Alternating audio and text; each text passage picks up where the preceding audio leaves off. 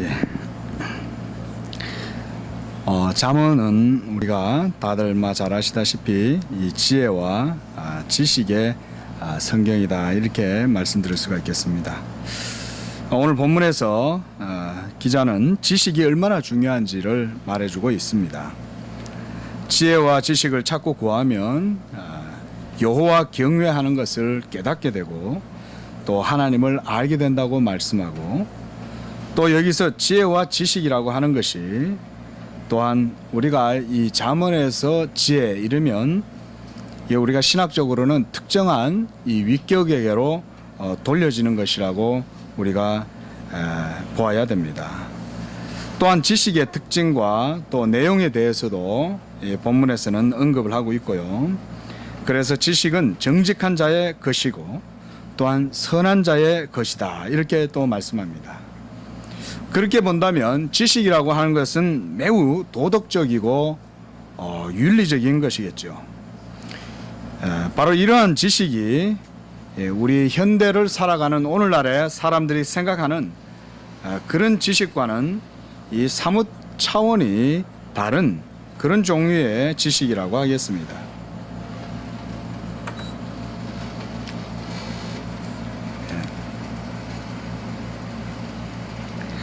성경의 지식과 바로 이 기독교에서 말하는 지식은 이 세상의 현자들이 추구하였던 것과 다르고, 그리고 세상이 알 수도 없는 그런 종류의 지식입니다. 세상의 지식은 자신을 포장하고 그리고 높이는 지식이고 그리고 자랑하는 지식이며, 그러나 성경의 지식은 여호와를 경외하는 지식이다 이렇게 말씀을 드릴 수 있겠습니다. 그래서 저는 오늘은 지식에 관해서 이 말씀을 드리고자 합니다. 먼저 우리는 이 지식이라고 하는 이 매혹적인 단어에 대해서 이 분별력을 가지고 접근을 해야 합니다. 지식 어때요? 지식이란 말 들으면 우리 성도들도 이 지식 이러면 그건 뭔가 고차원적이고 고상하고 뭔가 더 깊고 가치 있고 이런 것들로 우리가 언뜻 떠올리기가 쉬운데요. 이 지식이라는 말이 세속적인 의미, 여기서 제가 말하는 세속적인 의미라고 얘기하는 것은 일반적으로 주로 또 철학이라든가 또 일반적인 보편적인 그런 어떤 세태라고도 볼 수 있겠습니다.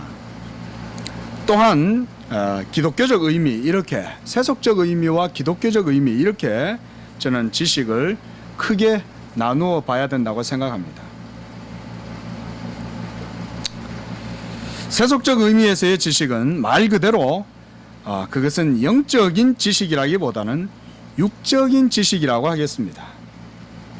이러한 세속적인 그런 육적 지식도 크게는, 죄송합니다, 좀 철학적인 얘기들도 좀 하는 것 같아서 이걸 우리가 좀 세속적인 지식을 크게는 우리가 형이상학, 형이학 이런 식으로도 나누어 볼 수가 있겠습니다.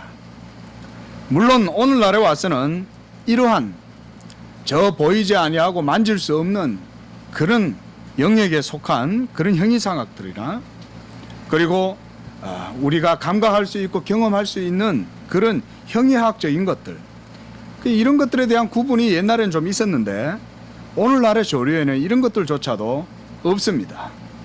과연 형이상학이라는 게 진짜 있느냐, 형이학이라는 게 있느냐, 이 둘을 나눌 수 있느냐, 이런 것들조차도 구분이 모호해지고, 그리고 그런 구분조차도 필요하지 않다 이렇게 보는 것이 오늘날의 분위기인 것 같습니다. 왜냐하면 형이상학이라고 하면 그것이 이성으로 접근하거나 이해하기 어려운 이런 초감각적인 이런 세계이기 때문입니다. 그리고 형이학이라고 하면 어떤 육체적인 그런 오감이나 감각으로 경험할 수 있는 이런 물질의 세계인데, 철학에서조차 이 두 차원에 대한 근본적인 이해조차도 불확실하고 모호한 것입니다. 그리고 그런 구분 자체가 있느냐 마느냐 하는 논의까지 있다가 이젠 더 이상 그런 것도 의미가 없게 된 상황에 처했습니다. 형이상학, 즉 어떤 정신적인 초월적인 실체라든가 눈을 보고 감각할 수 있는 또 만질 수 있는 현상이나 사물의 그런 세계에 이런 것들이 그 자체로 불명확하고 모호하다는 것입니다. 그러면 기독교 지식은 어떻겠습니까? 지식과 이 기독교 지식은 지식의 대상과 내용이 분명합니다. 굳이 세속적인 어떤 철학처럼 형이상학과 형이화학을 나누거나 그리고 그것을 뭐 구분해서 이해한다든지 또 그걸 구분하는 게 무슨 의미가 있다든지 아니면 그 구분을 깨뜨리는 것이 또 무슨 의미가 있다든지 이런 것 자체가 아무 의미가 없는 거예요. 기독교적 지식은 이 둘이 하나로 연결되려는 그런 이해 시도 그런 자체도 사실은 필요가 없는 것입니다. 왜냐하면 하나님께서 그리스도 안에서 이미 믿는 자들과 연합하시고 성령으로 하나가 되게 하셨기 때문입니다. 이것이 바로 그리스도의 성육신의 비밀이며 영광인 것입니다. 하나님께서 그리스도 안에 계시사 죄인을 용서하시고 그들과 화목하시며 만물을 새롭게 하시는 것, 이것이 바로 기독교 지식의 내용들이라고 할 수가 있겠습니다. 고린도후서 5장 19절 말씀을 보면 이는 하나님께서 그리스도 안에 계시사 세상을 자기와 화목하게 하시며 저희의 죄를 저희에게 돌리지 아니하시고 화목하게 하는 말씀을 우리에게 부탁하셨느니라. 또한 골로새서 2장 9절 10절에도 이렇게 말씀합니다.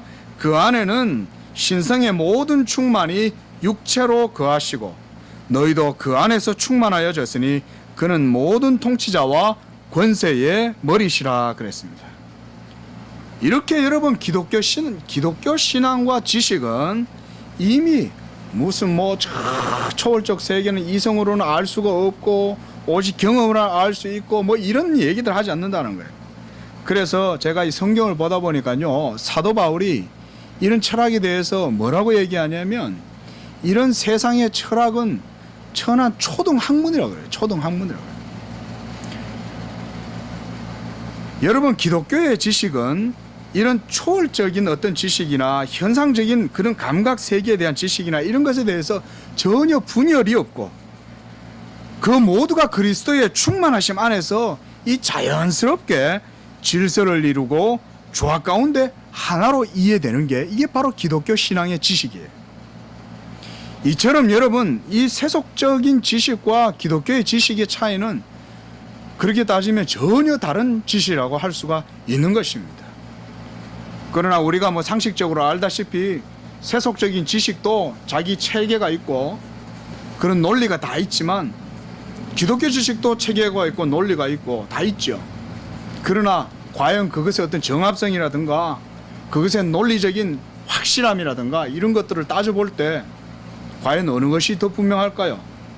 이렇게 볼 때 여러분 기독교가 성경도 믿음으로 우리가 모든 것을 다 안다고 하시는 그런 말씀들이 성경은 정확하게 말씀하고 있는 거예요. 오히려 세속의 지식은 확실하지가 않아요. 모함이 오히려 미덕이에요. 세속은 오히려 잘 모르는 게 거기는 미덕이에요. 오히려 세속에서는 더 잘 안다 얘기하고 확실하다고 말하면 그게 오히려 이상한 적색분자가 되는 거예요.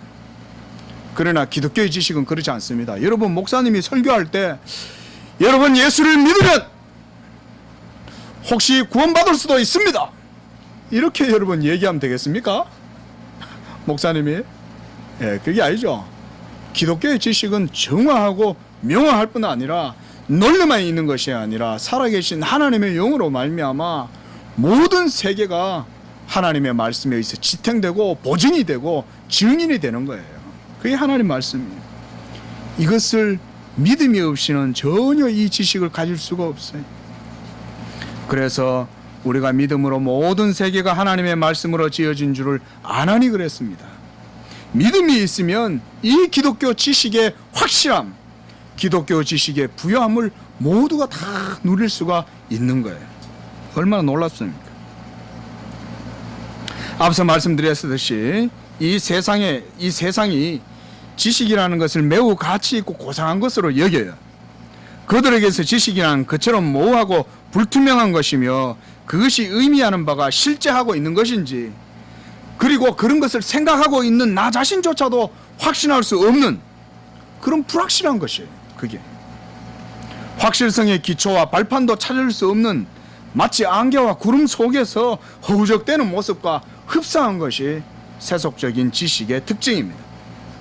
여러분, 그런데 그런 이유가 어디 있겠습니까? 머리가 좀 둔해서 그럴까요? 아니죠. 머리는 아주 똑똑한 거죠. 지혜롭고. 그 이유가 뭘까요? 제가 고민을 한번 해봤습니다. 뭐 때문에 세속적 지식이 이처럼 그렇게 지식에 대해서 찬미하고 지성을 숭상하고 막 그렇게 하면서도 불확실하고 모호하고 불투명하고 확신이 없고 왜 그럴까? 아주 답변은 간단했어요. 단 한 가지예요. 그것은 바로 하나님의 말씀이 그들에게 없기 때문이에요.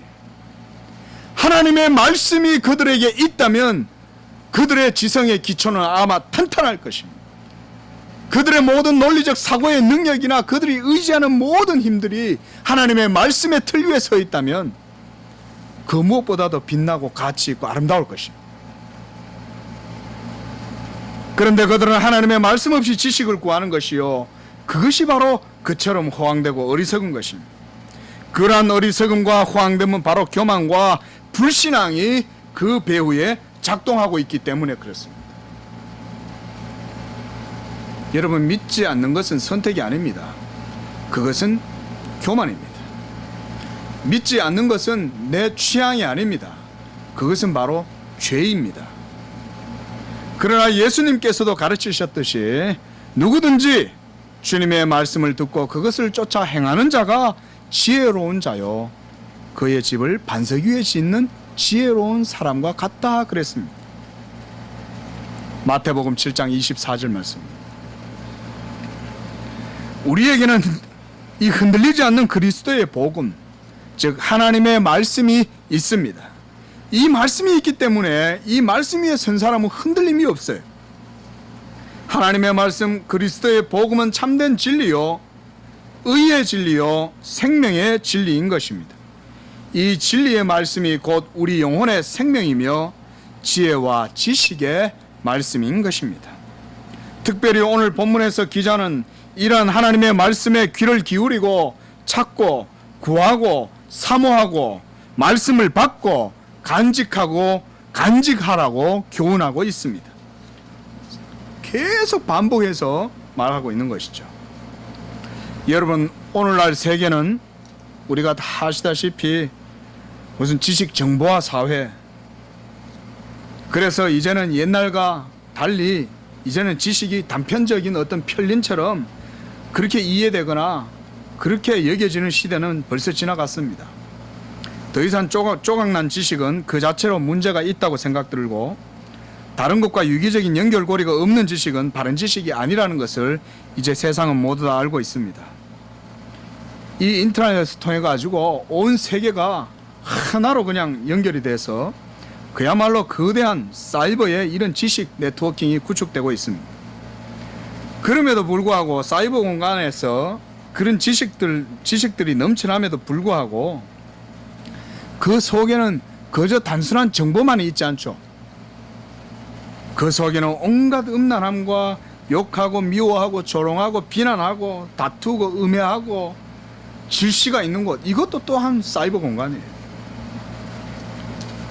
과거에 인터넷이 한참 인류 미래에 대한 어떤 꿈을 제시할 때는 인터넷이 아주 엄청나게 놀라운 효과를 가져다 주고, 그래서 인간의 어떤 사회와 인간 진보에 대한 어떤 그런 기대와 희망을 가지게 했습니다. 그런데 오늘날 어떻습니까? 더 이상 사람들은 인터넷을 인격적으로 생각하지 않죠. 네이버 박사님이죠. 저희도요, 뭐 좀 궁금하면 네이버 갖다 묻습니다. 이거 어떻게 하면 되지? 네이버 박사님께 물어봐. 이러면 왜 네이버에 딱 치면 나오더라고요. 놀랍죠. 그런 걸 보면 정말 유용한 것이 사실이긴 합니다만은, 한편으로 조금만 클릭을 다른 데로 돌리면 온갖 무수한 더러운 것들과 세속적인 온갖 모든 것들이 그것에 꽉 차 있죠. 인간의 음란한 욕정이 인터넷 속에서 마치 무슨 행위 예술처럼 다 그 안에서 표현되죠. 그렇죠? 예.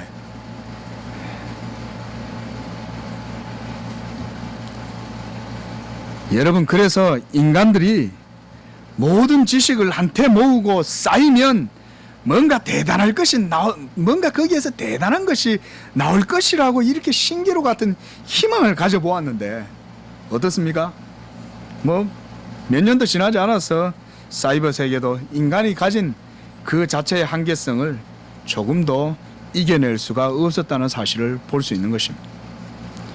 여러분, 그 속에서 참된 지식이 있었다면 세상이 그런 저주스러운 비참한 형국에 빠지지 않았을 것입니다. 인터넷이 세상을 구원하고 사람들을 소통시키고 그렇게 했겠죠.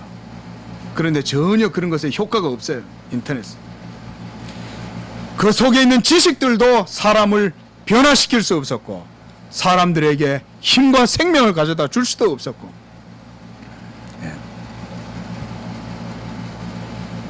하지만 오늘 성경의 저자는 참된 지혜와 지식이 무엇인지 본문을 통해서 분명히 말해줍니다.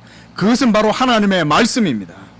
오늘 본문 말씀 한번 보십시오. 1절부터 5절까지 말씀 속에도 보면 하나님의 말씀에 대해서 다양하게 표현하고 있습니다.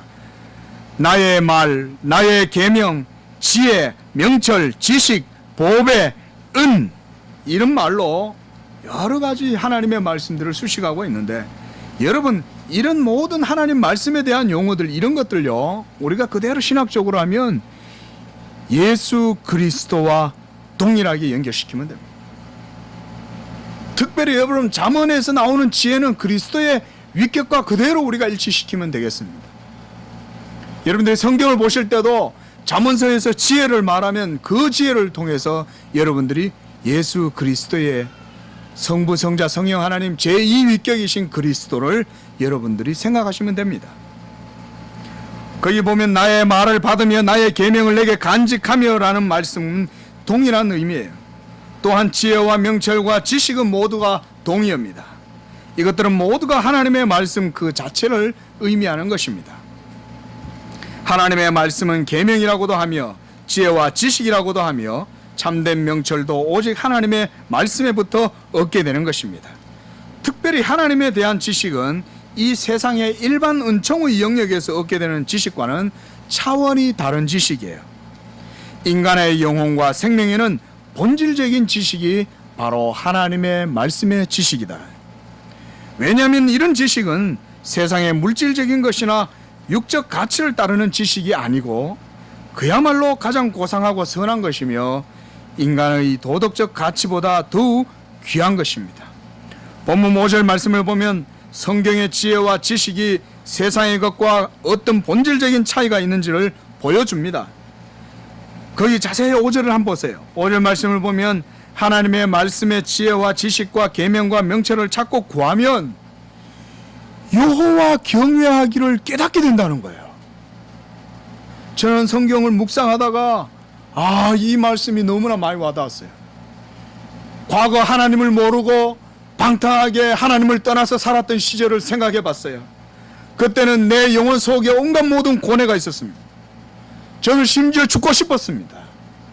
도대체 이 세상에서 내 스스로의 삶도 지탱할 수 없을 만큼 이 세상은 너무나도 힘겨운 세상이었어요. 무엇보다 그 가운데 하나는 뭐냐면 내 자신에 대한 물음이었어요. 나는 누구고, 나는 어디서 왔고, 나는 무엇을 해야 되고, 내가 지금 하고 있는 것은 무슨 의미가 있는가? 내가 앞으로 무엇을 하고 살아야 하는가? 도대체 그렇게 하는 것이 무슨 의미가 있는가?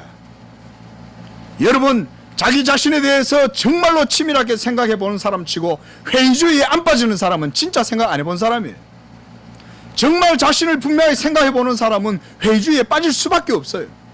세상 자체가 그런 거예요, 원래. 빈 깡통 붙들고 쫄쫄쫄쫄 먹으면서 배부르다고 생각하는 사람은 빈 깡통을 아직도 안 마셔본 사람인 거죠. 그러나 하나님의 말씀이 그 사람의 영혼을 차지하면 여호와 경외하기를 깨닫게 된다는 거예요. 여러분, 보이지 아니하시는 영이신 그 하나님을 우리가 어떻게 믿고 섬겨요? 그리고 그분을 어떻게 안다고 말할 수 있습니까? 하나님은 보이지 않고 감각할 수도 없고 경험할 수도 없는데 그 어떤 것들도 하나님과 직접적으로 대면할 수 있는 아무런 접촉점도 우리에겐 없는데 어떻게 하나님을 아냐는 것입니다.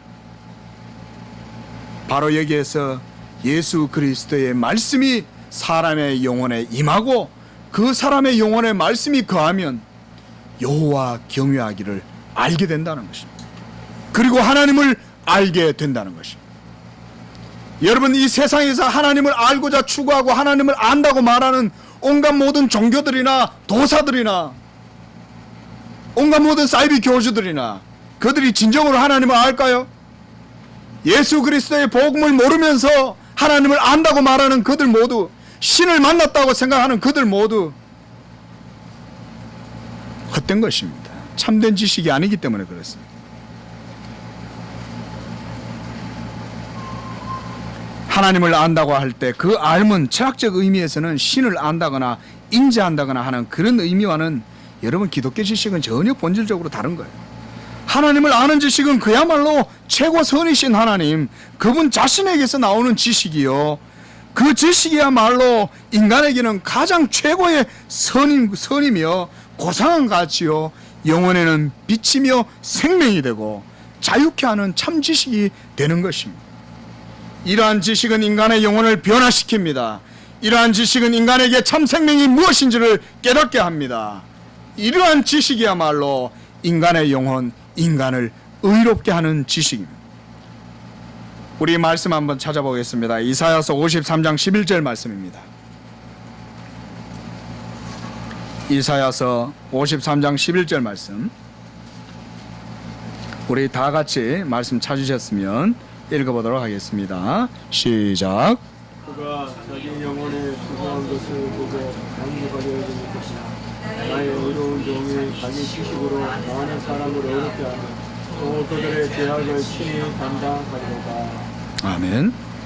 여러분, 이미 이사야 선지자는 예수 그리스도를 통해서 그리스도의 그 생명의 지식이 많은 사람을 의롭게 한다라고 예언하고 있어요. 여러분, 지식이 영혼을 의롭게 한다, 이 말은 전혀 철학적 의미와 다른 것입니다. 지식이 영혼을 의롭게 하고 사람을, 죄인을 의롭게 하는 것은 오로지 성부, 성자, 성령 하나님의 인격과 사역으로 말미암는 구속의 효력 외에는 없어요. 그러므로 그리스도의 지식이 사람을 의롭게 하는 것입니다. 하나님을 아는 지식은 구속의 지식이며 중보자 그리스도를 통해서 알게 되는 계시의 지식이기 때문입니다. 우리가 계시의 지식이라 할 때에도 중보자 그리스도를 매개로 하는 계시를 참된 기독교 지식으로 여러분 우리가 봅니다. 그러므로 예수 그리스도를 통하지 않고 하나님을 안다고 말하는 모든 것들은 다 거짓된 거예요. 그리고 그 예수 그리스도도 한 번 더 강조해야 돼요. 그 예수 그리스도도 성경에서 계시하는 예수 그리스도여야 됩니다. 오늘날은 또 신학자들이 이상하게 말을 꼬아놔가지고 예수 그리스도 계시 말은 하는데 성경과는 상관없는 또 계시를 또 주장해요. 그래서 우리 성도님들은 잘 알아야 됩니다. 하나님의 기록된 말씀인 이 성경이 바로 예수 그리스도를 계시하고 증거하는 하나님의 말씀인 것을 우리가 알아야 됩니다. 성경이 증거하지 않는 계시는 헛된 계시입니다. 성경이 증거하지 않는 예수 그리스도는 잘못된 그리스도예요. 아무리 예수란 말을 쓰고 무슨 성육신이란 말을 써도 성경을 하나님의 계시의 말씀으로 인정하지 않으면 여러분 모두가 다 사변입니다. 신학 같아도 자세히 들여다보면 사변이에요. 철학이에요. 하나님이 없습니다. 이처럼 귀하고 귀한 지식이 세상의 눈에는 가리워져서 인간의 교만한 지성과 마음의 힘으로는 의식할 수 없이 깊이 감추어져 있는 것이다. 오늘 본문 말씀도 그렇게 말씀하고 있는 거예요. 4절 말씀 보십시오. 은을 구하는 것 같이 그것을 구하며 감추어진 보배를 찾는 것 같이 그것을 찾으면 그랬습니다. 오해하지 마십시오. 무슨 판도라 상자처럼 막 그렇게 찾으란 얘기가 아니에요. 여기서 찾고 구하란 얘기는 간절함으로, 진실함으로 하나님을 경외하고 하나님의 성실과 인자와 자비를 의지해서 그분께 은혜를 구해라, 이 말이에요. 그런 의미로 여러분 찾고 구하란 말을 이해해야 됩니다. 그렇게 할 때 하나님께서는 겸손한 자들에게는 은혜를 주시는 거예요. 그러나 하나님의 선하심을 믿고 구하고 찾게 되면 구하면 얻게 될 것이요 찾으면 찾게 될 것입니다. 이것이 바로 성경이 지혜를 구하라고 하신 말씀이에요. 야고보서 1장 5절 말씀을 보면 너희 중에 누구든지 지혜가 부족하거든 모든 사람에게 후히 주시고 꾸짖지 아니하시는 하나님께 구하라 그리하면 주시리라. 여기서의 지혜란 이 세상을 살아갈 때 잘 살 수 있는 처세법이 아니에요. 여러분, 어둠 속에서 길을 걸어가야 하는데 빛이 없어서 방황하고 앞뒤를 분별을 못하고 분간 못할 때 위로부터 주시는 말씀의 빛, 말씀의 지혜를 의미하는 것입니다. 6절에서 8절 말씀을 보면 참된 지혜는 하나님을 경외하고 예배하는 것이라고 말씀합니다. 세상의 지식은 여러분, 지식이 쌓이면 쌓일수록 하나님을 예배하는 것이 아니라 도리어 자기 자신을 치장하고 자기를 높이고 결국은 자기 자신에게 그 모든 지식의 가치를 다 거기다 채워넣죠. 하나님을 더 떠나게 됩니다. 그리고 다른 사람을 섬기려고 하는 게 아니라 다른 사람을 도리어 지배하려고 합니다. 이것이 바로 세상 지식의 특징입니다. 지혜가 있다 하면서 자신을 높이는 것, 그것은 지혜를 주시는 하나님을 배반하고 자신을 숭배하고 높이는 것과 같은 것입니다. 그러므로 하나님만을 순전히 경배하고 그분을 의뢰하는 자는 참되고 순전한 지혜와 지식을 얻게 된다고 말씀하시는 겁니다. 그것이 바로 여러분 오늘 기자가 말하는 참된 지혜요 지식인 것입니다. 하나님을 바르게 섬기는 자를 판단하는 자들의 모든 판단은 굽고 허탄하며 더럽혀진 판단이에요. 여러분, 남을 판단할 때는 근거가 있어야 되지 않겠습니까? 그 근거가 바로 지식이죠. 그런데 그런 것으로 다른 사람을 도리어 판단할 때 특별히 하나님을 섬기는 자를 판단하는 거예요. 욥의 세 친구들의 판단이 바로 그런 판단들이었어요. 그러나 하나님을 진실한 마음으로 섬기고 두 마음을 품지 않고 마음에 간사함이 없는 자들은 시온의 대로가 그 마음에 있으며 그리고 사리를 분별할 수 있는 선한 지각이 있다. 여러분, 우리 자녀들이 많은데요. 저도 이제 자녀를 키우는데 기도를 합니다. 아침마다 기도해주고, 이 아이가 하나님 어떻게 이 아이를 키워야 되겠습니까? 이제 서서히 애가 일어서고 뭘 만지고 막 이러니까요. 이게 이제 그런 기도가 자연스럽게 되더라고요. 야, 이 애를 어떻게 키울까? 이게 기도밖에 안 나와요, 이게. 야, 이게 참. 에? 우리 애는 책도 별로 안 좋아하는데 누구 집에는 또 책을 그려 좋아한다는데 책도 안 좋아하고 하이 나 진짜 참 큰일 났네. 그 억지로 책을 갖다 놔봐도 물어 뜯기만 하고 큰일 났습니다. 자, 조금 시간이 갔는데요. 저 다 맞춰갑니다. 빌립보서 우리 한 절만 더 찾아보겠습니다. 빌립보서 1장 9절에서 10절 말씀 함께 읽어봅니다. 내가 기도하노라 너희 사랑을 지식과 모든 총명으로 점점 더 풍성하게 하사 너희로 지극히 선한 것을 분별하며 또 진실하여 허물 없이 그리스도의 날까지 이루고 그랬습니다. 여러분, 이것입니다. 하나님의 말씀으로 자녀들을 양육하면 그들은 지극히 선한 것을 분별할 수 있는 지각이 생깁니다. 그것이 바로 말씀으로 말미암는 지혜요 지식입니다. 복음을 부끄럽게 여기는 사람은 여러분 이 세상의 지혜를 아름답게 여기고 귀하게 여기면 반드시 멸절합니다. 오래가지 못합니다. 그 사람의 숨이 멈추면 그 사람이 쌓은 인생의 모든 것들도 다 사라집니다. 그러나 의인은 영원히 거한다 그랬거든요. 하나님의 말씀에 기초를 놓고 그것을 반석을 삼는 사람의 삶은 영원합니다. 의인은 영원하며 해같이 빛난다 그랬어요. 어디에다 세우시겠어요, 여러분?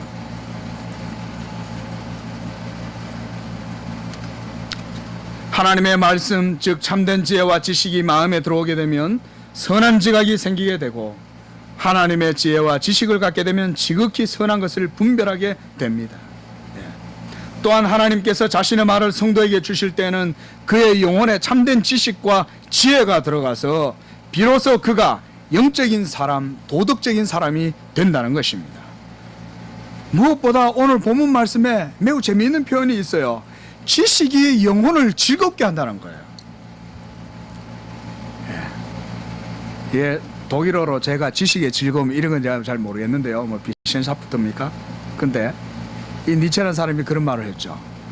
그 사람이 진짜 지식을 알았을까요? 예. 근데 그 사람이 이런 표현을 했어요.